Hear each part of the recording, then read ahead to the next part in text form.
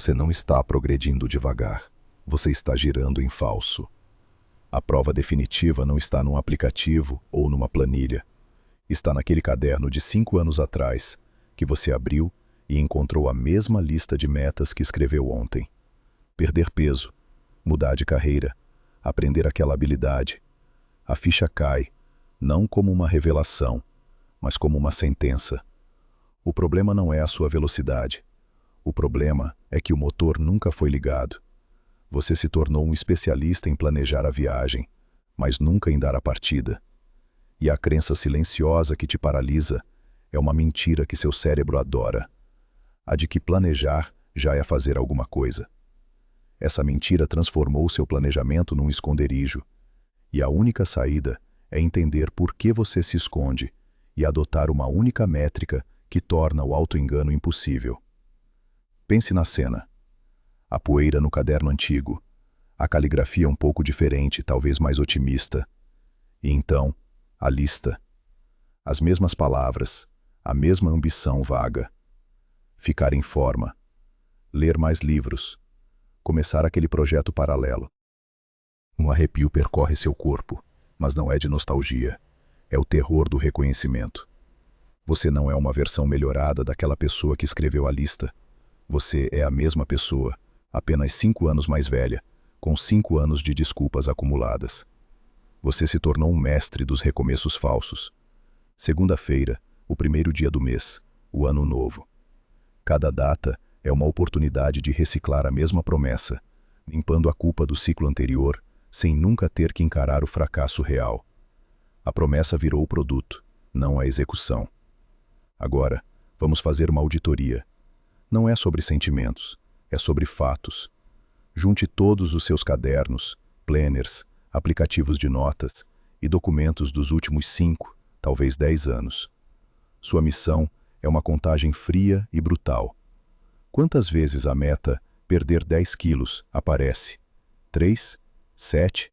20? Seja honesto. Esse número não é um sinal de persistência.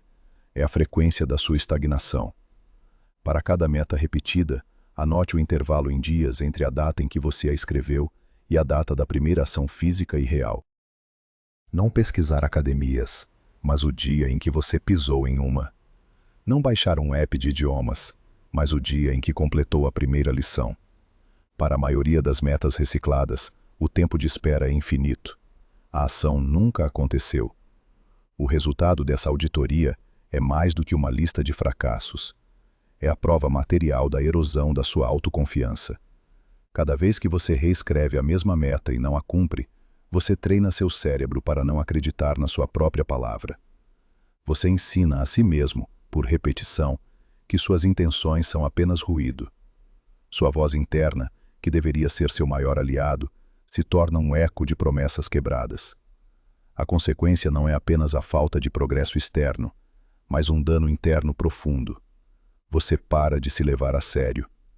E quando você não acredita que vai cumprir o que promete a si mesmo, a paralisia se torna sua configuração padrão. Enquanto audita, preste atenção em outra categoria de atividade: as métricas de vaidade da produtividade. Conte quantas vezes você comprou um planner novo, baixou um aplicativo de organização ou passou horas criando a planilha perfeita para monitorar um progresso que nunca começou. Cada uma dessas ações te deu uma pequena dose de satisfação, uma falsa sensação de controle. O cérebro libera dopamina ao projetar o futuro, gerando um prazer que reduz a energia para a execução real. Isso não é preparação. Isso é teatro. É a simulação do trabalho para evitar o trabalho real.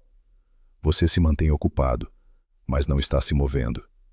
Está arrumando as ferramentas, polindo as ferramentas, organizando as ferramentas, mas nunca usando-as para construir absolutamente nada. E aqui está o reenquadramento duro. Esse ciclo não é apenas preguiça. É um mecanismo de defesa perfeitamente desenhado, e é por isso que é tão difícil de quebrar. Existe uma guerra acontecendo na sua cabeça. De um lado, seu córtex pré-frontal, a parte lógica que cria o plano brilhante. Do outro, seu sistema límbico, a parte primitiva que busca conforto imediato e veta. qualquer ação que gere o menor desconforto.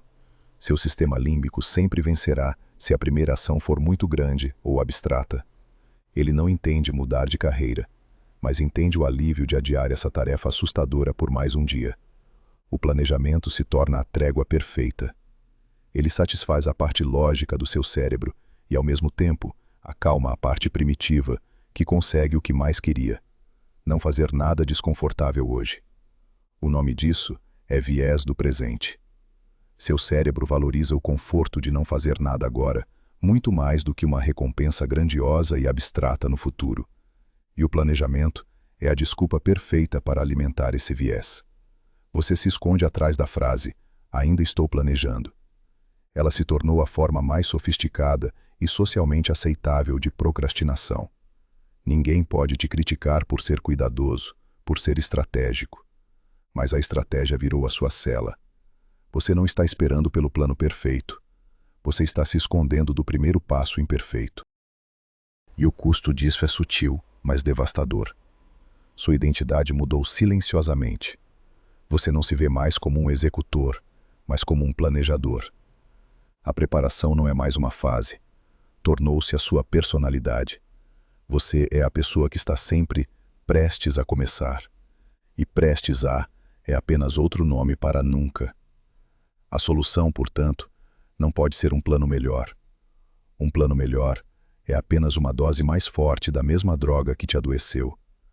A solução é a destruição do plano. Rasgue a lista interminável de metas. Delete o documento. Queime o caderno. Este não é um gesto dramático. É uma quebra de padrão necessária. É um ritual para sinalizar ao seu cérebro que o jogo mudou. O antigo regime de promessas vagas e futuros grandiosos acabou.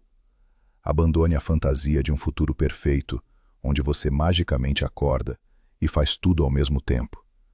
Essa fantasia é exatamente o que te mantém paralisado hoje. O novo princípio é este: troque a ambição múltipla pela execução única e diária. Em vez de uma lista de 10 metas, escolha uma. Apenas uma. E para essa uma meta, você não vai criar um plano de 90 dias. Você vai definir uma única métrica diária, inegociável. Um número, uma ação. Algo que você não pode fingir que fez. Algo que não deixa espaço para interpretação, negociação ou auto-engano. A pergunta no final do seu dia não será mais: eu avancei nos meus grandes planos? A pergunta será uma só, e a resposta será binária: sim ou não. Isso transforma o jogo. O foco sai do resultado distante e vem para o compromisso de hoje. Vamos ao movimento prático. É aqui que a teoria morre e a disciplina nasce. Pegue a única meta que você salvou da sua lista queimada.